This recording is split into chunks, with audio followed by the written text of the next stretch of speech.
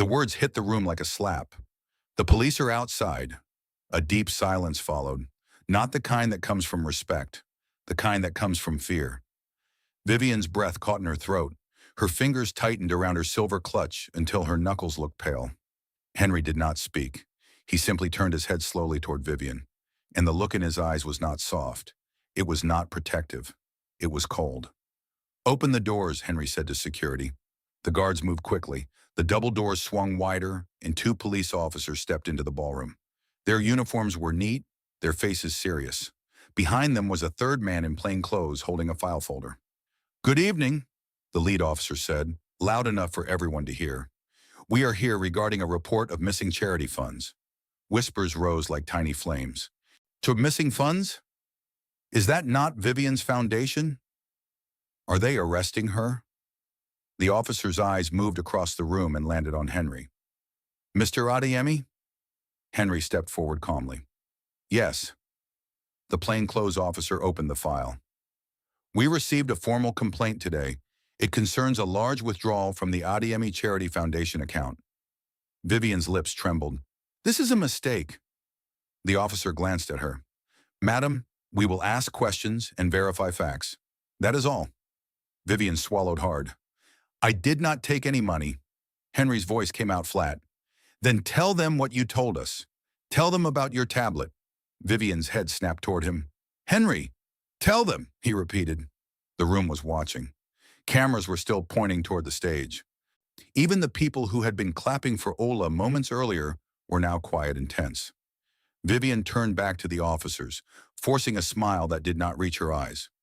"My account was accessed," she said carefully, "but I did not authorize it." The plainclothes officer looked at his notes. "Accessed using your personal login." Vivian nodded fast. "Yes, but—" "And the access came from within this house network," the officer continued. A low murmur spread. Vivian's voice became thin.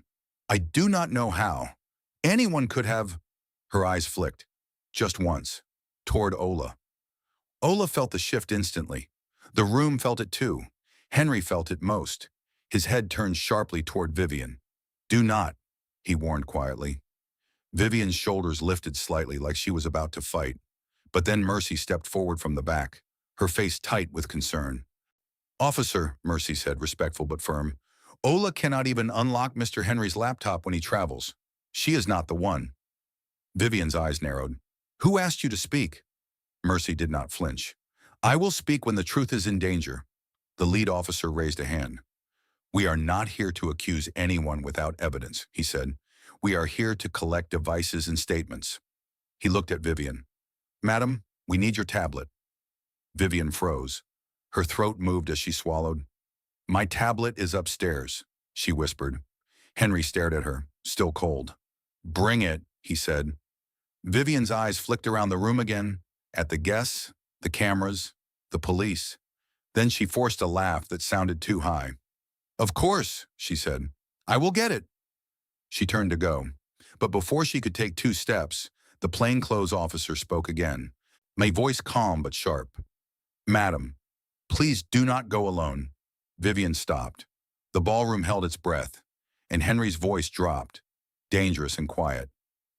"Vivian," he said, "what are you trying to hide?" Vivian did not answer. She just stood there, still, like her feet had suddenly forgotten how to move. The officer stepped closer. "Madam, we will accompany you." A quiet gasp moved across the room. Vivian forced a smile again, but it was breaking now. "Of course," she said lightly. "There is nothing to hide." But her voice was shaking. Henry watched her carefully, too carefully, because for the first time since he married her, something did not feel right. Vivian turned toward the staircase. The police followed, and every single guest in that ballroom watched them go. No one spoke. No one even reached for their drinks. Wadiola stood frozen near the stage, her hands clasped tightly together. Mercy moved closer to her side. "Do not be afraid," she whispered. But Ola was not afraid for herself anymore. She was afraid of what would happen next. Upstairs, the master bedroom door opened slowly. Vivian walked in first. Her steps were no longer confident. They were quick, almost rushed. "Your tablet, madam," the officer reminded calmly. Vivian nodded and moved toward her bedside table. She pulled open the drawer, paused, then reached inside. Her hand came out empty. Her breath caught. It, it should be here. Henry's voice came from behind her. You always keep it there. Vivian opened the drawer wider, checked again. Nothing. The officer stepped forward. Perhaps you moved it. Vivian shook her head quickly. No, I used it this morning. She stopped, and Henry's eyes narrowed. You what? Vivian swallowed. I checked my emails with it before breakfast. The officer wrote something down. And after that? Vivian's lips parted slowly. I do not remember. Henry took a step closer. You do not remember? Her voice came out small now. No. The officer looked around the room. Madam, may we search the area? Vivian nodded weakly. Yes. Two officers began checking the wardrobe, the desk, the vanity table. Henry's phone buzzed in his hand.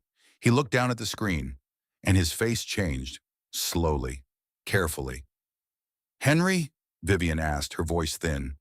He did not answer. He tapped the screen once, then turned the phone toward her. It was a security camera image, time-stamped, 2:11 a.m., her bedside drawer, opening, Vivian's hand reaching inside and taking out the tablet. And Vivian's knees nearly gave way. She whispered, but Henry's voice came out hard. Where did you take it? Vivian shook her head again. I do not know. But before anyone could speak again, the officer at the wardrobe called out, Sir! Everyone turned. He was holding something, a slim black tablet, Vivian's tablet. But it was not alone. Taped to the back of it was a small white envelope with Ola's name written clearly on the front. The room went silent, so silent that even the sound of someone breathing felt too loud. The officer held up the tablet in one hand and the envelope in the other. Ola, he read slowly.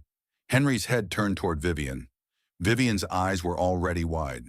I did not, she began, but her voice failed her. The officer stepped forward and carefully removed the tape from the back of the tablet. The envelope came off easily. He turned it over. Ola's name was written in neat, careful handwriting, not rushed, planned. Mercy covered her mouth. Henry's jaw tightened. Open it, the plainclothes officer said. The lead officer slid his finger under the flap and pulled out a folded document. His eyes scanned the first line, then the second. His brows pulled together. What is it? Henry asked. The officer lifted his gaze slowly. It is a bank transfer form. Vivian's breath caught. From the Adeyemi Charity Foundation account, the officer continued, to a new beneficiary account. Ola felt her stomach drop. Henry's voice was tight. What account? The officer read aloud. Account name, Ola Adebayo. Gasps filled the bedroom. Mercy stepped back. No, she whispered. Ola's knees felt weak. I did not open any account, she said quickly. Vivian's hand flew to her mouth. Henry turned sharply toward her. Explain this. Vivian shook her head again and again. I do not know anything about that form. But the officer kept reading. Amount requested, 150 million naira. The number echoed in the air. Huge, impossible. And next to the printed name on the form was a signature. The officer looked up again. Signed by Vivian Adeyemi. The silence that followed was heavy. Vivian stared at the paper, at her own name, at the bold ink that looked exactly like her signature. This is not real, she said weakly. Henry's voice was low now. But it is your signature. Vivian shook her head slowly. I did not sign anything. Ola's chest rose and fell quickly. Why would I do this? She asked, her voice shaking. Why would I steal money in my own name? No one answered. Not because the question hung in the room like smoke. Henry looked at the officers, then back at Vivian. The love in his eyes from earlier that night was gone, completely, and just as he opened his mouth to speak, a new voice came from the doorway. You are asking the wrong person? Everyone turned, because Tunde was standing there, and this time, he was not looking at Ola. He was looking straight at Vivian. Every head turned toward the doorway. Tunde stepped inside slowly. No rush, no fear, just quiet certainty. The officers looked at him. Henry looked at him. Vivian stared at him like she had just seen a ghost. "You are asking the wrong person," Tunde repeated. The lead officer frowned. "And who should we be asking?" Tunde did not answer immediately. He walked forward until he stood inside the bedroom, and close enough for everyone to hear him clearly. "You should ask why Mrs. Adeyemi needed Ola's name," he said calmly. Vivian's voice broke. "That is a lie!" Henry's head turned sharply toward her, but Tunde continued. "You remember me now, do you not?" he asked. Vivian's lips trembled. "I do not know you." Tunde gave a small, sad smile. "You came to our town 2 months ago." Mercy's eyes widened. Henry's brows pulled together. Tunde nodded toward Ola. "You were looking for someone from a poor background, someone with no strong connections in Lagos, someone nobody would question if money suddenly appeared in her account." Vivian's breathing grew uneven. "You offered me money," Tunde continued, "to help you find someone." Ola's heart skipped. "What?" she whispered. Henry's face darkened. Vivian shook her head quickly. "And that never happened." Tunde reached into his pocket slowly and pulled out his phone. "I recorded our meeting." The words dropped like stones. Vivian's knees almost gave way. Henry's voice came out dangerously quiet. "Play it." Tunde tapped the screen. A voice filled the room. Vivian's voice. Clear. Soft. "But she must be someone desperate," the recording said. "Someone who will not ask questions." Ola felt her chest tighten. "I only need the account in her name for a few days," Vivian's voice continued. "After that, everything will disappear." The officers exchanged looks. Henry stood frozen. "And the blame?" Tunde's voice asked from the recording. A short pause, then, "She will take it," Vivian's voice replied. "People like her always do." The room went still. The tablet, the envelope, Ola's name. Everything made sense now. And the recording ended. Vivian's face had lost all color. Henry did not look at her. Not anymore. The officer stepped forward slowly. "Mrs. Adeyemi," he said. Vivian's lips parted, but no words came out. Henry's voice was flat. "Take her." Mercy gasped softly. Ola stood frozen, because the party that had begun with laughter was ending in silence, and the woman who had planned to humiliate her was now the one being led away. Thank you so much for watching. Where are you watching from?